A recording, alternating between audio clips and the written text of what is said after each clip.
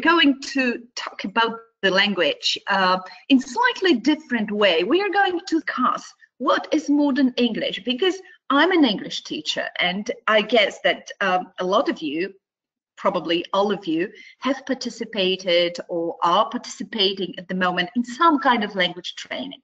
The thing is, what kind of language we want to learn, because it's not a surprise for you, but sometimes it's a surprise for me that there is nothing like one English language, although it's an international one.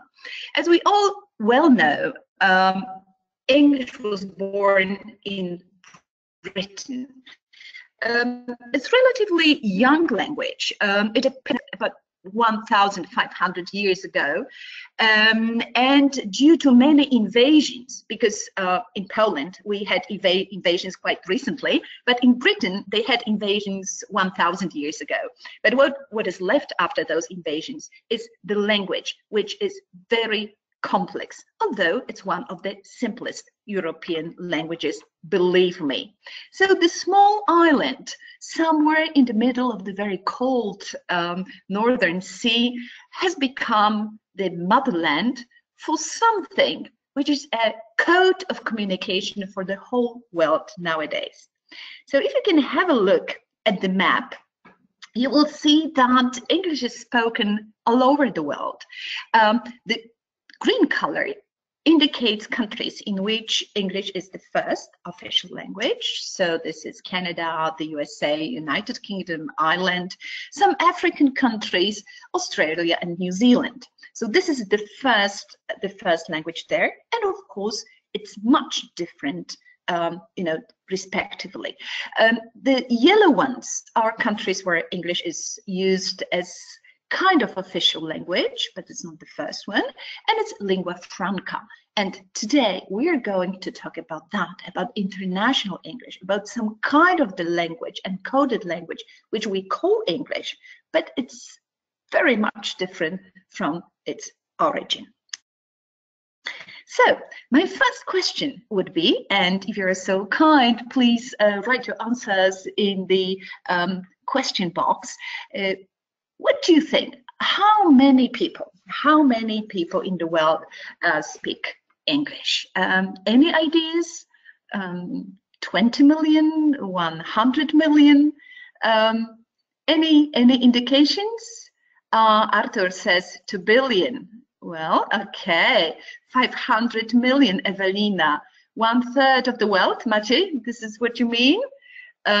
Yeah, 5 billion from Janek. Yeah, so lots of guesses. 1 billion, says Tomasz. Okay, so here is more or less accurate number. Yeah, Tadeusz, 2 million. Okay, maybe 2 billion. Let's have a look.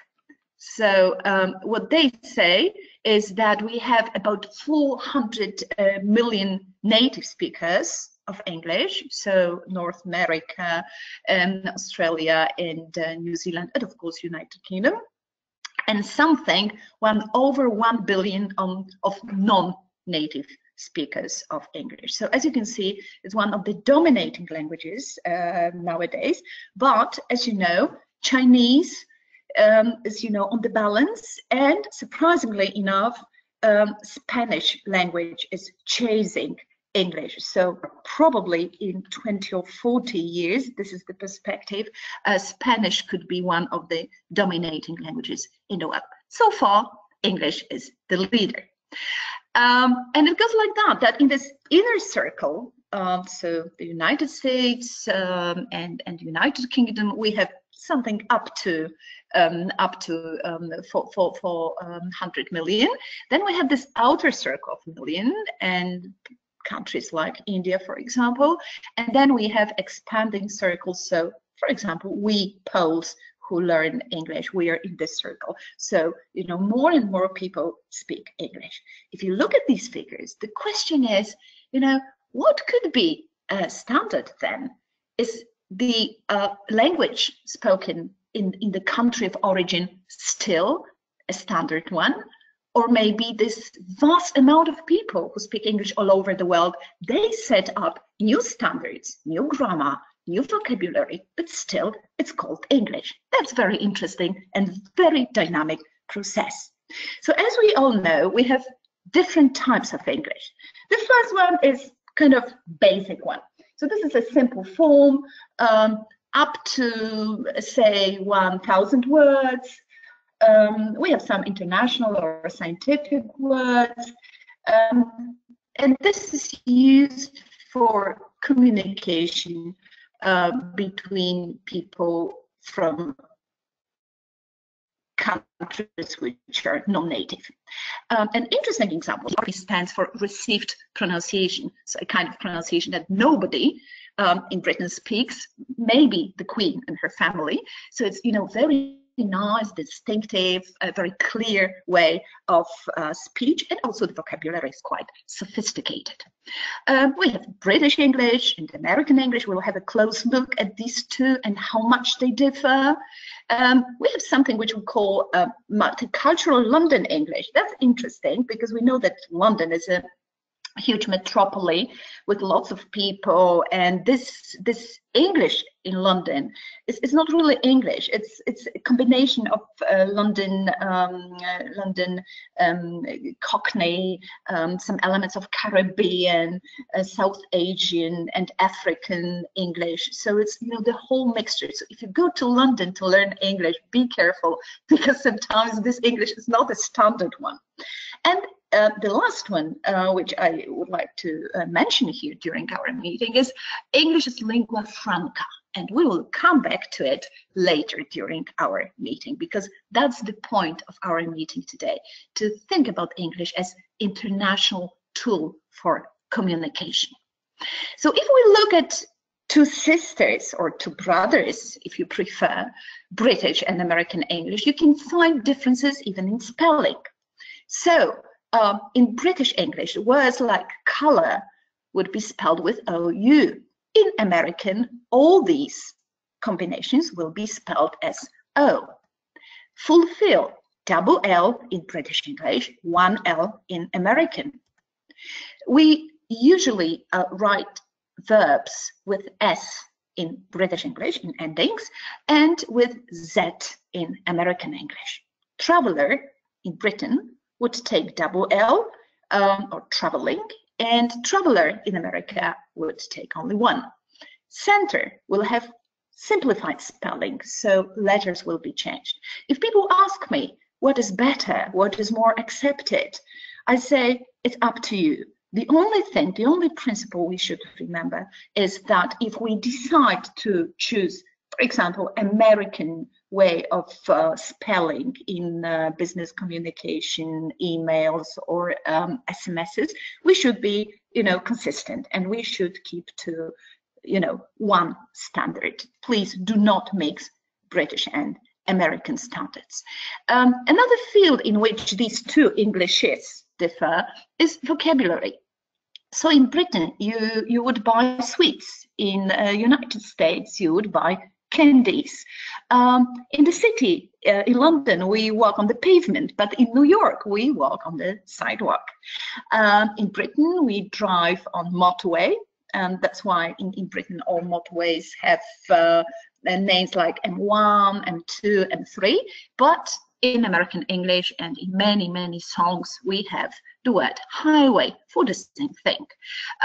To go on motorway, we need petrol. To go on highway, we need gas. And a very funny thing, sometimes it provokes some confusion, especially in business.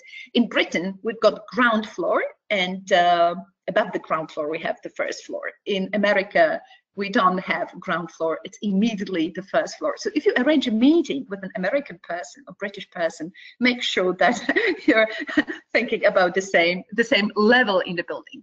The differences are going deeper and deeper, to the extent that even there are small, but still dictionaries of British versus American English, which are now published. So let's look at our favorite language of Shakespeare, which now becomes something like modern lingua franca.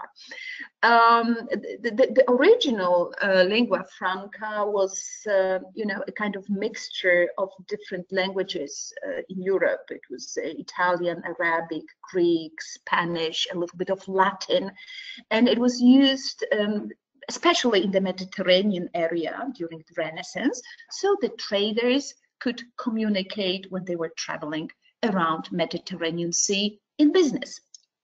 Now it seems like English has adopted this role and is functioning as modern lingua franca. So we use this kind of simplified or specific language for international business. For aviation, if you travel, you can see a lot of examples of English, but sometimes combined with the local language, right? A lot of simplified English, which is understood for different nations, can be applied also in science and technology.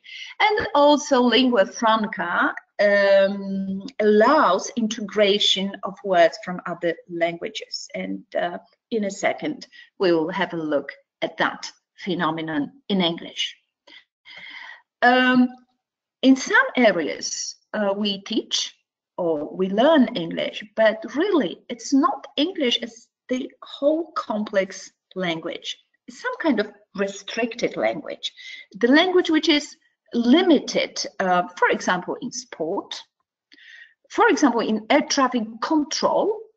So, you know, kind of code, which, okay, comes from English, but, you know, it doesn't have a structure of the language. It has like, you know, few words which provide some kind of message, and that's it, right? C-speak, like in air traffic control, controllers who control sea traffic use also very specific codes. The words are English, but, you know, syntax and some kind of development of the language is strictly limited.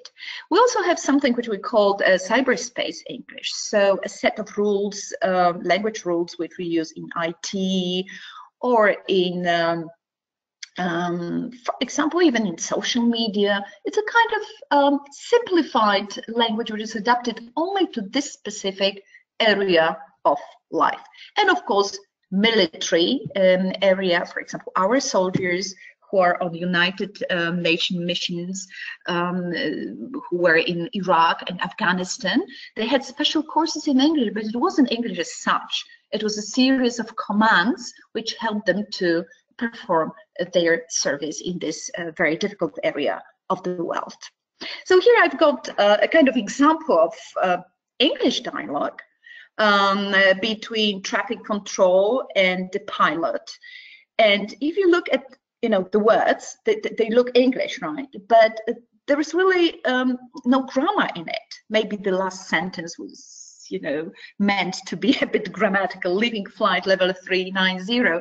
But that's enough to communicate. So probably air traffic controllers and pilots, they don't need to know more than 500 words. The question is, do they know English, or do they have some kind of lacks in knowledge? For their restricted area, professional area, it's enough. But maybe if they go to London, yes, and meet with people from all over the world and start discussing things, you know, their English will be not sufficient. So English versus English. The same thing happens in our language. Yes, we are open. We have these new words, wygooglować, zalajkować. Language is a living thing, and that's beautiful. So we have some examples in our mother tongue. But do you know any English words which originate from other languages? Oh, there's a question from Mariusz. First floor, yes, first floor in the United States is parterre. Yeah, Katarzyna, yogurt, robot, right? Any other? Any other? I need to enlarge the box. Chef, yeah, Dorota, very good. Yeah, okay. I need to enlarge the box because I can see only fiancé, Adam. Yeah, even the pronunciation suggests that this is French origin. Avalanche, Dorota. Yeah, so quite a lot. But as you can see, a lot of them come from French because Britain was invaded by the French, and for many, many years they had big impact for few centuries. Actually, they had a huge impact on English language, which is by the origin Germanic language. So a lot of words in English come from French, which makes learning English more easy for French people. All right, so let's see what are the options. The language loans. Yes, we have some bank loans, but sometimes in linguistics we can also have language loans.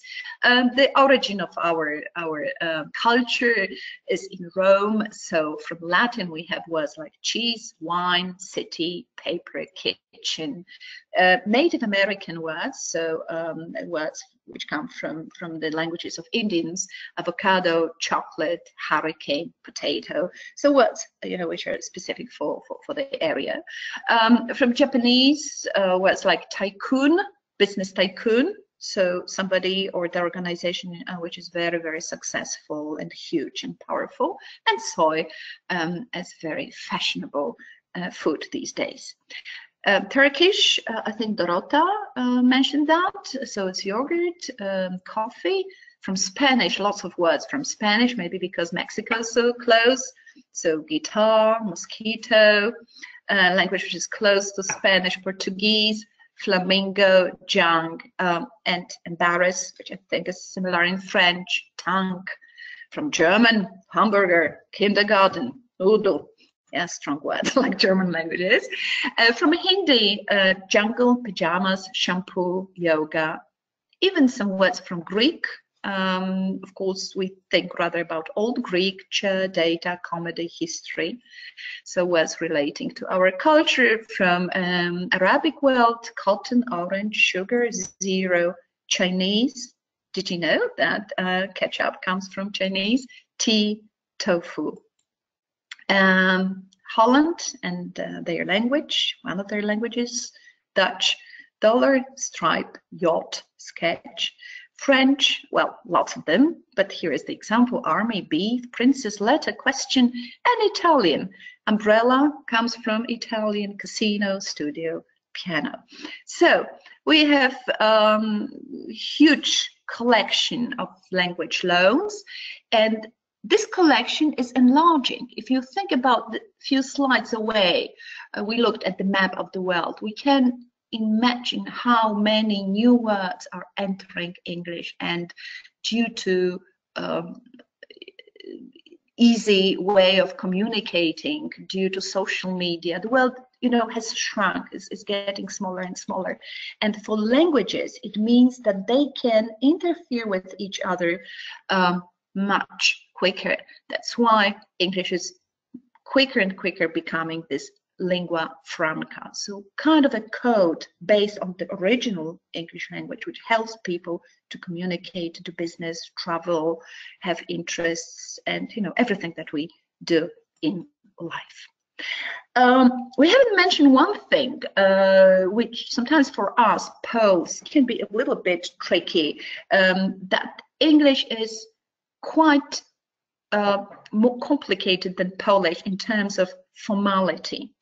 And sometimes during teaching or learning, if you are the student, we miss this point of paying your attention to the fact, or drawing your attention to the fact that English is more, I would say, subtle, more sophisticated in this than Polish. In Polish, we are more direct.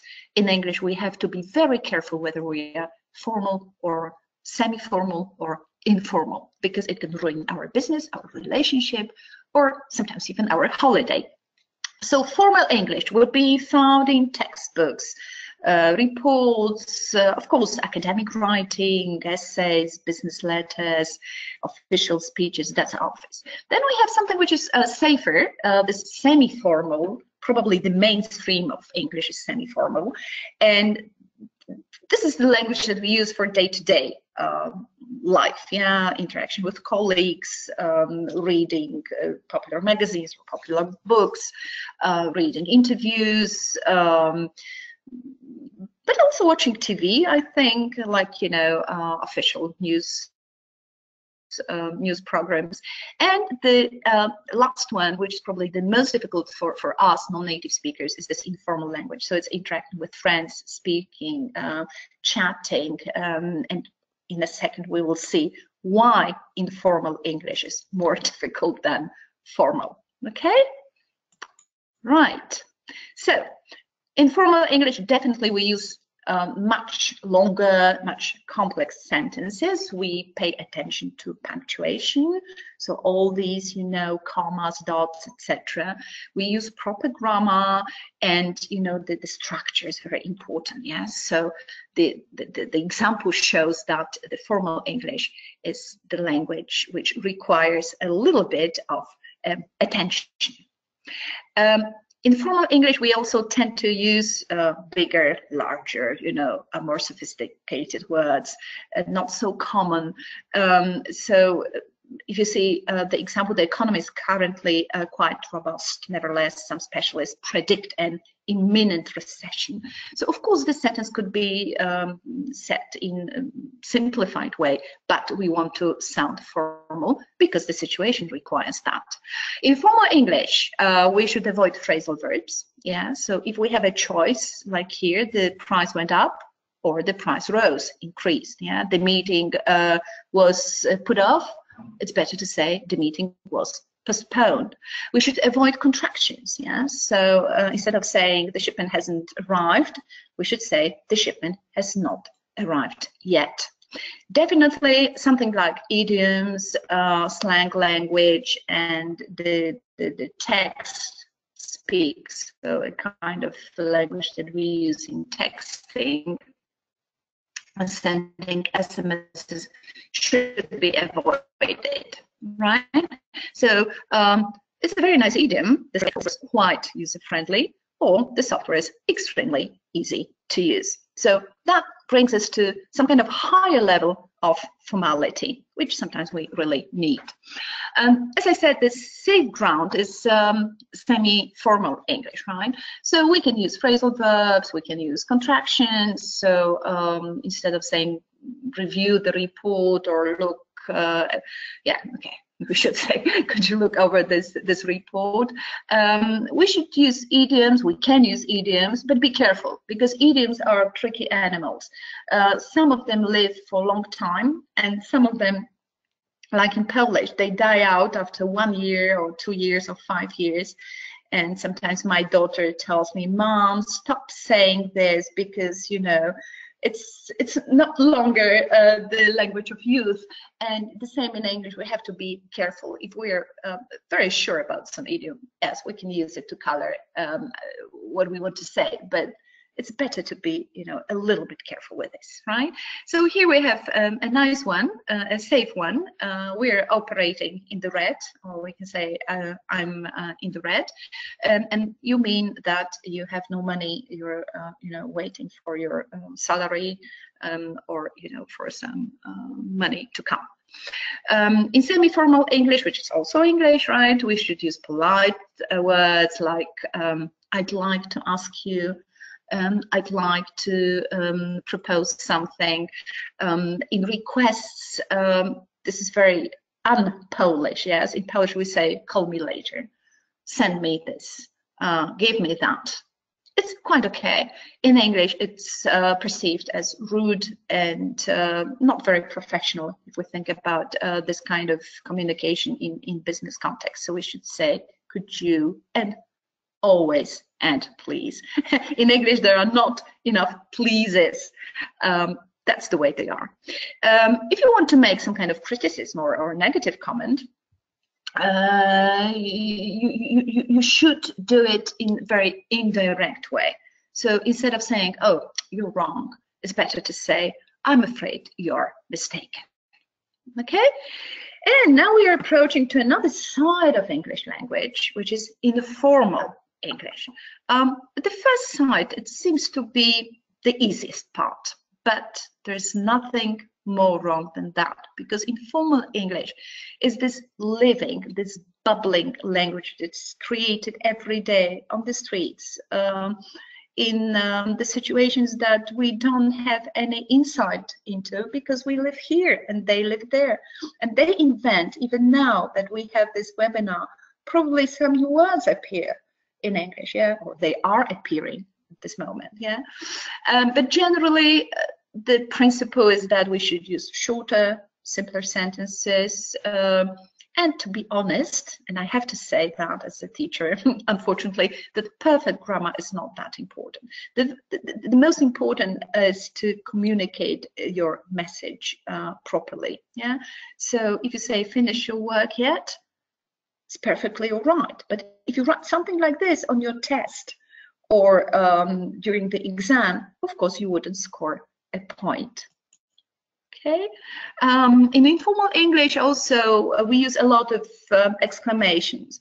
Every time, and then they say, I mean, you know, and that's the end, and how come, you know. So things which really don't have a lot of meaning, but they are like, you know, giving some kind of flow to our speech. And of course, total use of phrasal verbs, slang, language, and idioms.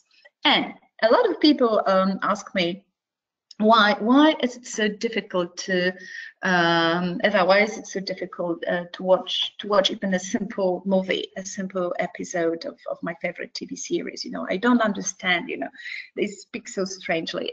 Yes, because they overuse this informal English, yes. And even if you're on very advanced level as the language learner, and your grammar and vocabulary are really great, you don't have this direct contact with informal everyday English. That's why we sometimes are lost. Okay, so overusing, even overusing of phrasal verbs, like to put up with something. Normally we would say tolerate, or using idioms, could you give me a hand? I don't know how many of you spotted funny translation mistakes of English films or English original films. I spotted, and my friends, we have some kind of hobby that we're spotting some translation mistakes of translators who, probably not watching the film or even having only the script of the film, they translate word by word and not idioms, and sometimes you have very funny and ridiculous situation when you see the scene and then you hear something, czy możesz podać mi rękę, although people are in the office and they mean help, not giving a hand literally. Okay, and of course things like, oh, it's gonna rain, yeah, or I want to go home. Did you finish this report? Perfectly all right, but if you are with friends or in the environment which uses the same language, still English, but is it still English? Yes, of course it is, but English has many, many faces. It has so many faces that even native speakers make mistakes. The question is whether they make these mistakes on purpose. I want you to have a look at this and find the mistake. Okay, the mistake is already spotted, but could you tell me why we think, or why it was considered to be a mistake? So here we have this Tesco advertisement. We know this chain of shops, and 2 or 3 years ago, can't remember now, they launched their brand of orange juice. Yes, Sławek, exactly. This is a double scaling, so you can see that this juice is most tastiest. It sounds really horrible, but you know, that's official. That's Tesco product in Britain. somebody spotted that, because normally we don't read these, sorry, bullshit, because every juice is the best, we know that, from the producer point of view. But one of the students or even pupils made this effort and informed Tesco that they've done a mistake, because the juice is either the most tasty or the tastiest. Two forms these days, two forms are acceptable. So if you were my students and if you did something like that on our semester test, I would be angry and I would say, oh, come on, it's not English. But then you can, you know, show me the example and say, oh, Eva, but Tesco, British company, British product, we found something like this. Yeah, so that's the proof that sometimes even mistakes are part of the language. And of course, as you can imagine, Tesco withdrew this juice from the market. I mean, not the juice, but this packaging. Okay, and sorry, and the second mistake, also from the very noble world, this time American. We have this soda stream. It's a kind of device for, you know, kind of upgrading your mineral water.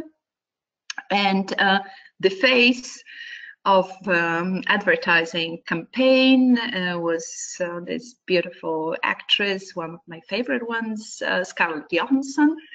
And okay, she was saying something like this: less sugar, less bottles. Of course, from the marketing point of view, it sounds very good because this is repetition, yes? Less sugar, less bottles. But there is definitely a mistake. So what mistake can you spot here? Okay, there is one mistake. One word is wrong. Which one? Okay, Kasia. Yes, Kasia, Mariusz. Great, you were right. Maria as well. So in correct standard English, it should be fewer bottles, exactly. So it seems that we have a different language even for advertising. So this is also some kind of restricted language. So we have, you know, the mainstream of correct, educated English, which we, I think, we non-native speakers who make this effort of learning languages, we aim at, yes. But, you know, native speakers give us these kind of surprises. So sometimes it's questionable, what is the real standard of English? The one that we have in our course books, in our tradition, literature, history, or the language that is, you know, used on everyday basis in English-speaking environment. So this is also a question for us, English teachers. What should we teach? Should we be very, I don't know how to say, but even strict or consistent with tenses, with appropriate wording, or maybe we should be more tolerant because the world is more tolerant. Okay, few tips, quick tips, how we can use international language so that we are not lost, so that we don't appear funny and we don't make fools of ourselves. Definitely one very short and strict one is avoid phrasal verbs. I know that I shouldn't say that as a teacher, but you should know them because you will hear them and people will call you and say, oh, Janek, can we postpone our meeting? But this person can also say, oh, Janek, can we put off our meeting, or can we put our meeting off? And then we don't know what's the message. So it's good to know, but the bigger risk is to use it frequently because they are difficult, these phrasals, I know. There are a lot of them, and it's very easy to make a mistake. and then we are conveying completely different message. Also, be careful with dates. It's always safer and better to write dates in clear way. So what I suggest, if we think about 4th of July, 2017, it's better to write it this way than the way like you can see in the line below, because I don't know how many of you have come across this American standard that the month is on the first place and the day is on the second. So it's very easy if you're booking a plane, a hotel, a meeting, whatever, and you deal with Americans or with American websites, be careful, because that can be a very costly mistake. Okay. Yeah, Mariusz, you can put the meeting off or put off the meeting. Some phrasals can be separated, some of them not. Put off is one of them that can be. Okay. Be precise with numbers and currencies. So sometimes symbols can be confusing for both sides because there are different standards in different countries. It's always safer to write down 1,000 USD instead of writing down 1,000 with this logo of dollar, because it could be misunderstood. The same is in the first case. Sometimes it can be very costly mistake for both sides.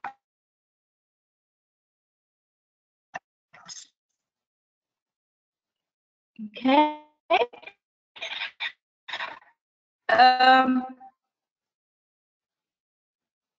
Try to use universal language.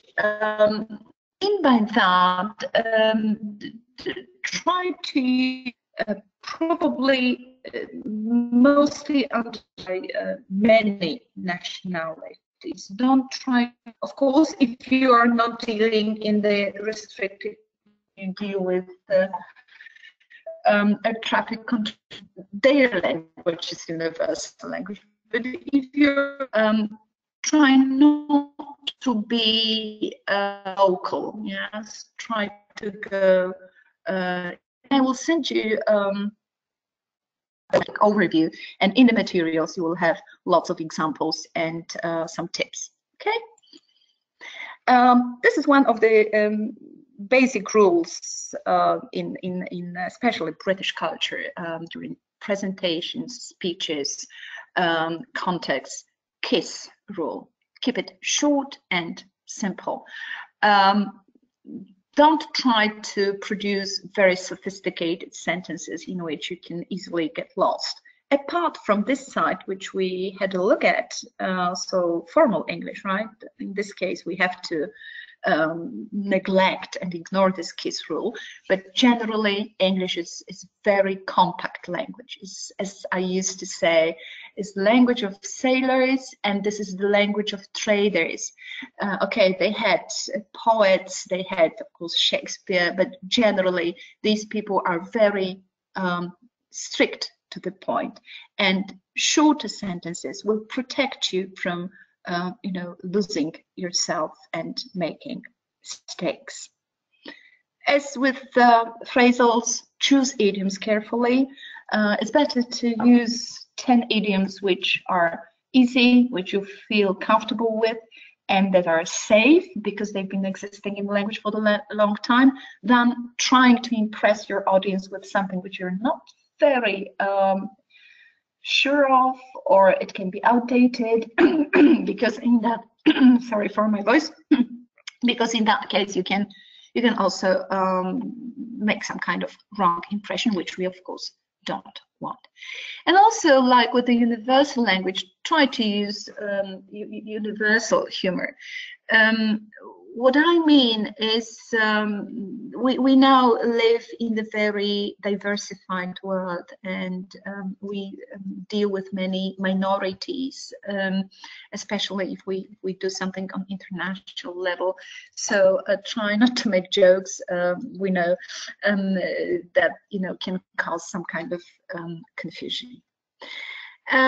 Anyway, that was quite quick, but I hope you enjoyed this very short meeting. As I said before, I'll send all materials with lots of hopefully useful examples. So at the beginning of next week, you can expect in your mailboxes some portion of, well, this is really, this webinar, this is my thinking about the language as a teacher, as a speaker, also as a learner of Spanish, because I've been learning Spanish for over 2 years, and this language, as I told you, is chasing English. And generally, the world is very interesting, and languages are interesting. So enjoy learning English, any English you want.